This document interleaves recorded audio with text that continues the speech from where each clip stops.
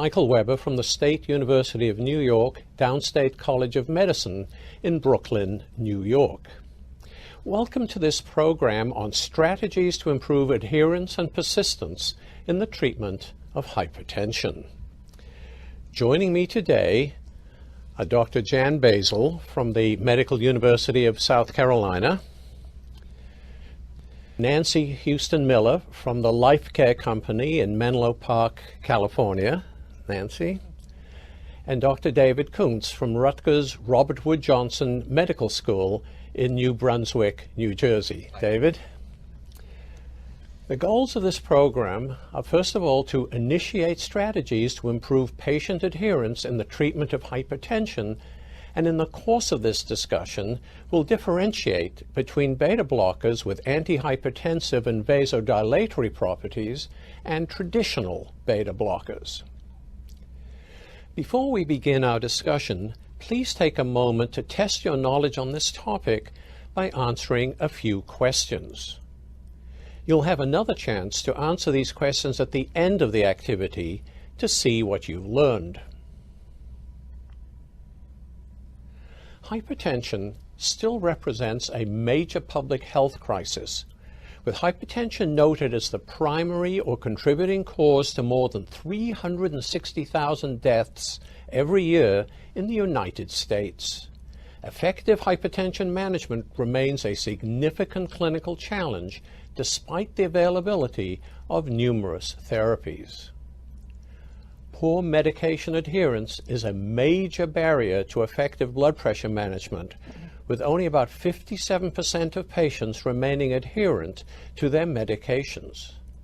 So let's discuss this problem and see if we can provide some guidance as to how to improve adherence while using logical combinations of agents to achieve better blood pressure control rates. So let's start out by looking at what the burden of hypertension really is. And Nancy, perhaps you can give us a little background on the prevalence of uncontrolled hypertension. What is the magnitude of this problem? So the prevalence of hypertension in the United States is about 29.1%, and adults are 1 in 3 Americans. And worldwide, it's also significant. To the fact that by 2025, it's expected that about 1.5 billion people will have high blood pressure. Very significant. When we look at the NHANES data from 2011-2012, about 83% of individuals are aware they have high blood pressure, and about 75% are in treatment, but the control rate is still at about 53%. So we have a long way to go in terms of trying to deal with this particular problem. Wow, we certainly do have a long way to go. And perhaps, Jan, some of the answers may be found in activities already going on in the United States. Yeah, Michael, as Nancy said, although control rates may be about 53%, the clinician shouldn't feel that disappointed in that, because that includes those that are not aware or being treated for hypertension. So if you look at the NHANES data 2008, you'll see that all in all, close to 70% of those that we are getting an opportunity to treat are actually controlled to the goal of less than 140 over less than 90. But more sobering than that is in healthcare systems with reasonable access, formulary availability, including the VA with a very effective EMR. About 78% are controlled of those that are on treatment. And even better than that is the Northern California Kaiser Permanente system, where they have control rates approaching 80-85% now. Wow. So yes, it's a struggle. A lot of it is a systems issue, but certainly we can continue to do better in our control of blood pressure. Now, of course, there are those who say, Jan, that one of the reasons an organization like Kaiser does well is they have a certain population. They have people who are working, people who are reasonably well educated, people with reasonable resources. But there must be populations, David, who perhaps are not as well served. And What's happening there? There must be some issues that clearly are different from 80% control rates. There are, Michael. And when you look at African Americans, a group that's been studied very extensively, when they are in systems like those Jan described, they actually do well. They do in terms of control rates. Still not quite as well as the majority population, but there is improvement in control. But a few key points about hypertension in African Americans. It remains a much more prevalent condition, approaching 2 in 5 African Americans are hypertensive. The disease starts 10 years or so earlier than in the majority population. So those of us who treat patients, it's not uncommon to see a young, early 20s African American with established hypertension. And then of course the complication pattern is very different, much more chronic kidney disease, many more African Americans, for example, on dialysis, even at comparable blood pressure rates. So it's a condition that begins earlier, can be controlled in appropriate settings, but has a much different pattern of complications. Yeah, it really is troubling, isn't it? Because for many African Americans, even when they seem to get reasonably good blood pressure control, nevertheless, some of these important complications, and as you point out, kidney disease still occurs, and we still have a lot of work to do to figure out a better way of providing protection. Absolutely. Jan, writing guidelines, as we all know, is not an easy task in hypertension. A lot of judgment, incomplete evidence in many areas. Where are we right now, particularly as we think about thresholds for treatment, targets for treatment, and so on? What do the recent guidelines tell us or recommend to us? Well, first let me say I agree. I think guidelines are written only to be changed. If you're a rigid person, you're not going to do well in hypertension, because we're continually reevaluating our clinical trial based to determine what's best for our patients. A lot of controversy exists within the hypertension community as to what the most effective goal of therapy is. Although most of us say that the minimum goal should be less than 140 over less than 90, we recently had a lot of controversy in the patients 60 to 79 versus 80 years of age and older, where there was a debate, and is a debate, if it should be still less than 140 over less than 90 until you reach 80 years of age. And perhaps at 80 years of age, you would reduce that to be maybe less than 150 over less than 90. I like to talk about the sweet spot. For me, for most hypertensives, it has been 130 to 139 over 80 to 89. However, in maybe the oldest of the old or the frail elderly, 140 to 149, 80 to 89 would be just reasonable.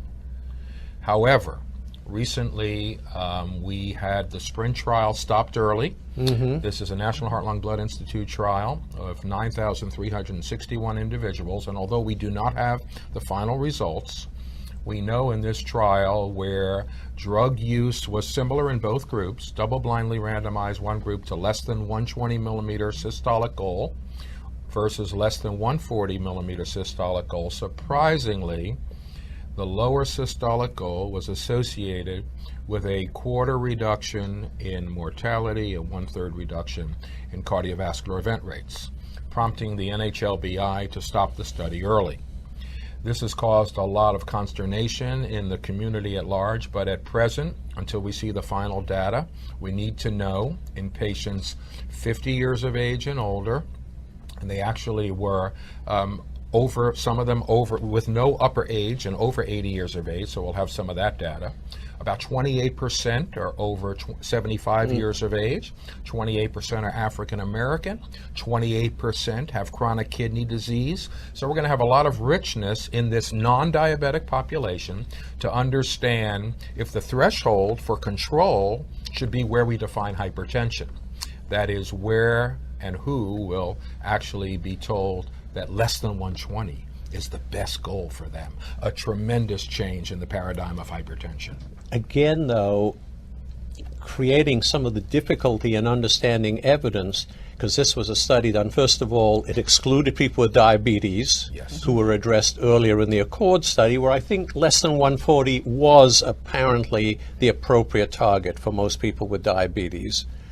And also in SPRINT, you were studying, and I know you're one of the investigators, you were studying people at high risk, right? People with cardiovascular histories, people with chronic kidney disease, people with high Framingham risk scores, and so forth. So, again, there are many people where we'll have to extrapolate. And that's the problem with guidelines, isn't it? We extrapolate from a study done in a particular group of people and now try and broaden those data to include everybody. All right. Let's talk about a fundamental thing we want to address today. We know the importance of achieving blood pressure goals. We think we even know how to in terms of medicines or other treatments available. But Nancy, why aren't we doing a better job? Well, first of all, adherence is difficult, no matter what behavior you're talking about, whether it be hypertension or anything else related to cardiovascular disease in terms of trying to change behavior. And it's really a complex interplay between the patient, the provider, and the healthcare system.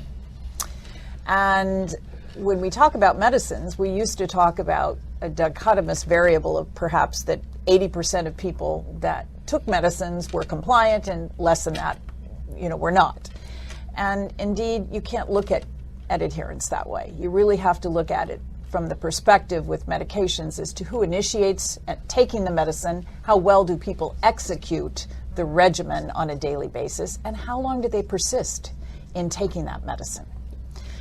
And when we look at the gold standard for measurement of adherence, which is really electronic medication monitoring, we find that with large numbers of patients on numerous antihypertensive medicines, that the persistence rates at about 330 days is only at about 50%. So I think where we are right now is really taking the wise wisdom of the systems, as Jan mentioned earlier, of Kaiser and of the VA healthcare system in terms of trying to translate what we've learned in those settings and apply that to the rest of the world. I think it's a very desirable goal to do that. David, you've got a very good knowledge of systems and how they work. Is there something that we should be doing and looking for in our own organizations or nationally to put into effect some of the things that Nancy is talking about? Well, a couple of points I'd like to re-emphasize that Nancy brought up. First of all, this is not just a hypertension issue. You look at any chronic disease and drop off of medication use, for example, the curves are remarkably similar, whether we talk about hypertension, diabetes, hyperlipidemia. So I think it emphasizes her point of it's a behavioral issue. I think as clinicians, we think it's the other doctor's problem. And in fact, it's all of our problems. Sure. And we've historically thought it's just the patient's problem. And I think we have to really look in the mirror and understand that simply writing and giving the prescription is not enough. So systems that are effective do multiple things at once. They have reminders, they have proactive phone calls, they have incentives. There are just a number of strategies. No single strategy is likely to significantly move the needle. And when you look at these sophisticated systems where there is better adherence, they are often employing multiple strategies. But ultimately, the clinician has to assume a degree of responsibility and not let that patient leave his or her setting with the assumption that they are going to fill that prescription. They have to really dig in to a discussion. Do they understand the disease? Do they understand the implications? And that does take a few extra minutes, but it's well worth it. That would be wonderful. I think some of our colleagues would say, David, I wish I had those couple of extra minutes, but I know exactly where you're coming from. Just to come back for a moment, Nancy, why is it that intelligent patients who understand the importance of taking their medicines and understand the consequence of not taking medicines, I mean, we're talking about strokes, we're talking about very serious outcomes, why aren't they so motivated that adherence isn't even an issue? Why do they stop taking their meds? Well, I think that there are a number of factors. In fact, if you actually look at the literature, there are over 200 variables that affect whether somebody will behave appropriately or not. 200? 200 variables. So it has everything to do from whether or not people have been educated enough regarding the disease state, as an example, which I think we have an obligation, in terms of the area of hypertension, of focusing on how much of a burden this particular disease can affect all of us, to the issues of, do they have enough social support? Is there depression? Intentional lack of compliance. People intentionally don't want to do things and control their own behavior. So that's another reason as to why they don't, adhere. But as David mentioned, the systems approach, whereby you're really systematically looking at, what can I do in the office setting? What do I have to do as a physician? How can I bring the team together, including your medical assistants and your nurse practitioners, to help in the process, is critically important. May I just interject a couple of things? So something that I feel is very important is a contract between the provider and the patient, the clinician and the patient. The understanding that I'm going to write this medication. If there's any reason you can't afford it, you can't buy it, you can't get it, you can't take it, you need to let the office know. You need to let me know. Because I'm going to assume, and I may see you back in 3 months, as Nancy says, at almost a year, 50% are taking the medicine.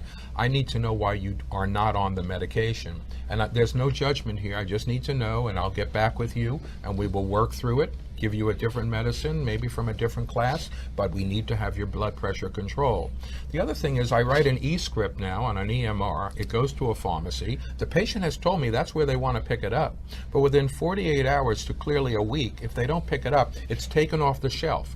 Does the pharmacist call the office? Does the pharmacist get in touch with me? But yet I'm seeing them back in 3 months. Out of sight, out of mind. I don't know that they haven't even gotten the medicine. I assume they're taking it. 3 months later, they've been non-adherent. So there's a lot in the system.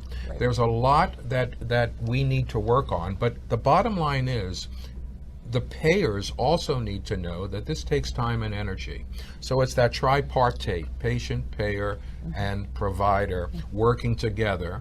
People have to be rewarded for their time and energy, but we need to get blood pressure better controlled. So I think these are all part of this adherence issue. It's very interesting. Fair enough. And while you have the floor, so to speak, Jan, if we're going to get into starting medication and trying to be logical about it, how do you decide where to start medicines? What are the thoughts that go through your mind when you choose a particular class of drug or combination, whatever it is that you're going to use to start treating a patient?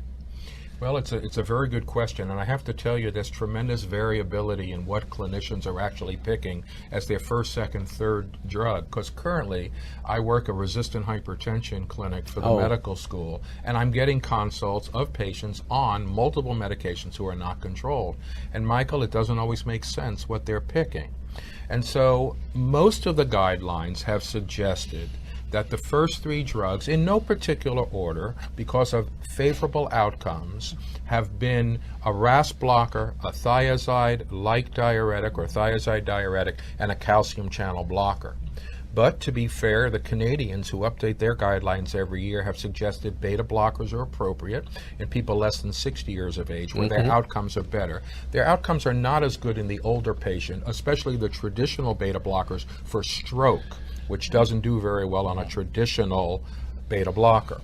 In addition, the Europeans have suggested that the beta blockers can also be added in their guidelines. A lot of people feel very comfortable with the beta blockers when there is heart failure with reduced EF or post-MI therapy. But because the beta blockers have traditionally been compared with atenolol as their standard of the beta blocker, the outcomes have been very, very poor. And this has lumped the beta blockers into from atenolol into lumping all the beta blockers as not being very effective. So if we subtracted atenolol from that beta blocker experience, the beta blockers as a class would look a lot better. They do look a lot better. There's no question. They even look a lot better for stroke, but they look better for the outcomes. But unfortunately, most of the trials are comparative trials. Many of them were sponsored by pharma, and they wanted their other classes to look better, so they chose to compare themselves to once-a-day atenolol. Not a very fair comparison. No, it's not. And it's interesting, and I suspect that we're revisiting beta blockers. Yes. Because as you pointed out before, if we're going to be pursuing some more aggressive blood pressure targets somewhere in the future, we don't know for sure, but it's quite likely we're going to need every possible tool that we can bring to the job. David, when we're talking about combination treatment, do you often, as Jan suggested, you often start with a combination, a fixed combination, or doesn't necessarily have to be a fixed combination? I do, Michael, and I think there are some very clear reasons why to do so. Certainly if the blood pressure is in the moderate to severe, there's good evidence that you're going to need to use more than one drug. So why not get a patient, particularly a higher risk patient, under control earlier? You can often use lower doses. We've known this now for years, which somewhat paradoxically to some clinicians is better tolerated than a single agent where you have to titrate the dose up. So you get better control, you get better comfort level from the patient. And as Jan mentioned, we now are starting to think about four drugs for many patients, either now or after analysis of SPRINT, and we are going to be thinking about 2 pills, 4 drugs. If we have to start thinking about 4 individual agents and then other comorbid conditions, that'll get out of control. Combination therapy is important because we may need to fit in 4 medications in 2 pills. And just to add to that, Dr. Weber, I think one of the things that's critical, and when we look at data once again from both Kaisers, Northern California and Southern California, where the control rate right now in Southern California, as we know, is 86%. Wow. They started everyone on low-dose combination therapy. And when we also look at the compliance or adherence literature, it turns out that people want to take the least number of medications possible in order to really become or to be adherent. So starting with low-dose combination therapy can be very effective and helpful to individuals just in terms of overall adherence and a better control rate. Let me, if I may, just one other point to embellish and resonate a lot of what they said. The real problem has to do with clinical inertia. And this is the failure of the healthcare practitioner to either up-titrate or add another medication. And I've always said, if you're a healthcare professional that never suffers from clinical inertia, doesn't allow the patient to convince you not to add another drug or more of a drug, I think that's fine. But the reality is this: clinicians are very, very busy. They don't have as much time to see patients as often as perhaps they would like. And so starting with a combination drug will get patients controlled sooner than starting with one drug, as effectively and as safely as starting with one, up titrating and adding. So cut to the chase quicker. You're busy. Why not start with 2 drugs in 1 pill? Well, I'm glad you said that, because that resonates with me personally. I was one of the people who persuaded the FDA to liberalize their approval for the use of combinations as first line with the slogan, your first shot is your best shot. And probably in hypertension that's true. And I think it's very important the point you made, Nancy, that as you add more medicines, more pills, and David, you had the same thought, somehow you are disincentivizing the patient, which is troubling, isn't it? It's a serious decision, Jan. You talk about clinical inertia, but every time you add another pill, you must also worry that the patient's not going to see this as good news. And I don't know what you can do to kind of sweeten the process. They feel they're disappointed in themselves. They're disappointed with the severity of their disease, and they look at it personally like that. But we need to get past that. The reality is, depending on what our final goals of blood pressure are, as my panelists, my colleagues have said, if we have to get to less than 120 in the majority of patients, many patients will end up on 3 and perhaps 4 drugs to get to goal. Yeah. You know, Jan, we've been contemplating how all the various drugs we have available can best be put into combination. Beta blockers, and we've already agreed that perhaps atenolol wasn't the drug we wanted it to be. What about these new drugs, and particularly nebivolol, which has a perhaps unique mechanism of action? Is that going to fit in perhaps more aptly into combination treatment? Well, Michael, nebivolol is a very effective blood pressure lowering agent, and it's one that I use a lot in my clinic, in that I find patients referred to me on traditional beta blockers often have difficulty tolerating the beta blocker. And tolerability is a big issue with patients, and I find that nebivolol is extremely well tolerated. In addition to its tolerability issues that are very favorable, it has a very special mechanism of action. It is vasodilatory, as are the beta alpha blockers, carvedilol, labetalol, for example. But it also has a nice effect on upregulating nitric oxide. Okay. In addition to that, it has a nice effect on endothelial function, which is probably the first abnormality of blood pressure elevation before one even becomes hypertensive. So although we don't have any hard outcome trials with nebivolol on cardiovascular outcomes in non-heart failure patients just with hypertension, it has a lot of attractiveness to its utilization. Nebivolol also, as a combination agent, has recently been tested with valsartan.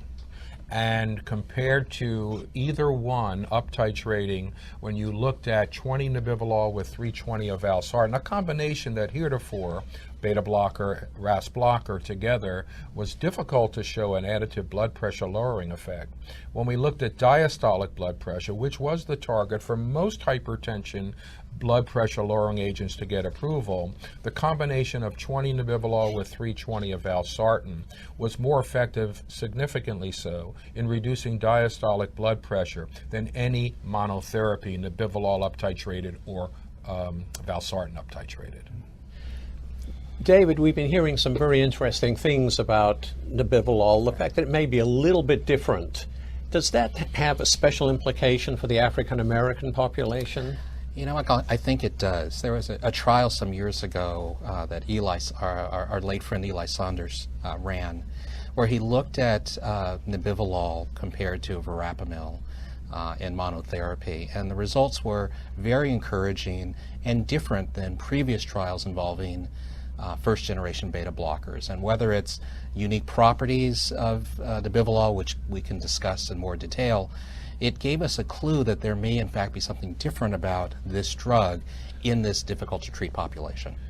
You know, that's very important information. Right.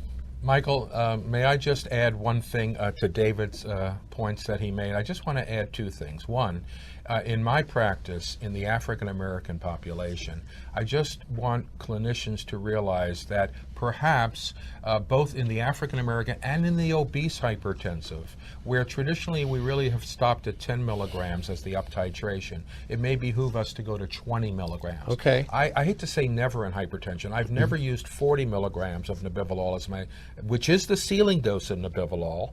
I've found 20 milligrams would be the ceiling dose. And in the obese, where there's a larger volume of distribution, and in the African American, it may be helpful to not just stop at 10, but perhaps up-titrate to 20. The other point I'd like to make, to just back on David's point, is this nitric oxide physiology.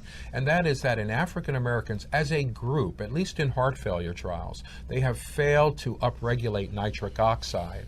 And this is possibly a reason why isosorbate hydralazine is so effective in them, where they up-titrate nitric oxide. And just moving it back a step, perhaps nebivolol in the African American will really help them upregulate a pathophysiologic mechanism on endothelial function that may be very favorable in their pathophysiology in hypertension.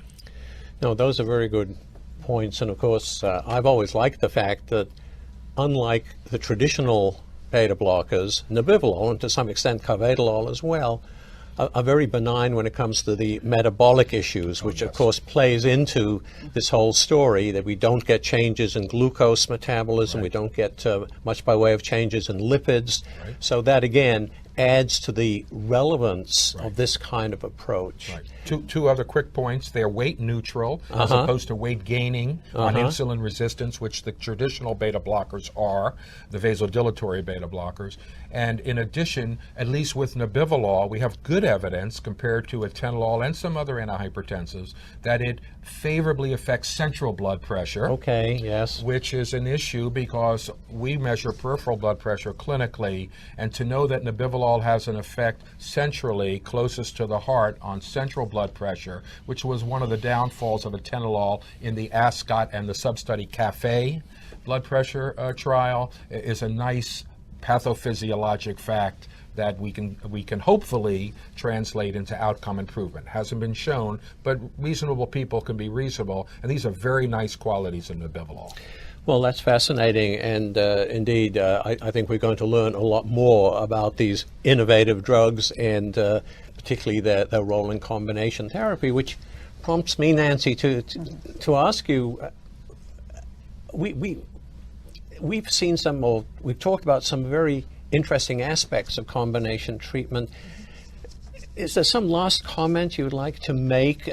Because it seems to me, based on what you were saying before, that well-constructed combination treatment may be an important answer to the problems of adherence.